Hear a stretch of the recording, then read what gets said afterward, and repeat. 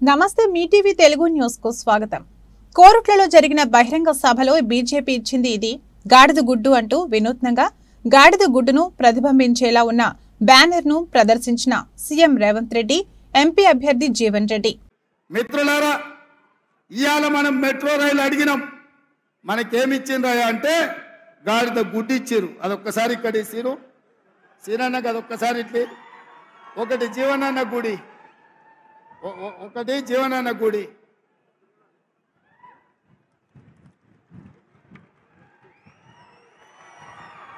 ఒక్కసారి అందరు చూడండి. 10 ఏళ్లలో మోడీ తెలంగాణకి ఏమిచ్చిండే అంటే మీరు గాడిద గుడ్డు అనాలి. 10 ఏళ్లలో మోడీ తెలంగాణకి ఏమిచ్చిండు? మెట్రో రైలు అడిగితే ఏమిచ్చిండు? మూసీ నిధులు అడిగితే ఏమిచ్చిండు? పాలమూరు రంగారెడ్డి ఎత్తిపోతల జాతీయ ప్రాజెక్ట్ అడిగితే ఏమిచ్చిండు? బయ్యారం ఉక్కు కర్మాగారం అడిగితే ఏమిచ్చిండు? కాజీపేట రైల్వే కోచ్ ఫ్యాక్టరీ అడిగితే ఏమిచ్చిండు? ఐటీఐడిఆర్ కార్డిఆర్ అడిగితే ఏమిచ్చిండు? ఇవాళ తెలంగాణ రాష్ట్రానికి మోడీ ఏం తెచ్చిండంటే గాడిద గుడ్డు తెచ్చిండని చెప్పాలి. మిత్రులారా, నిన్న మోడీ తెలంగాణకు వచ్చిండు, మనకేం తెచ్చిండు?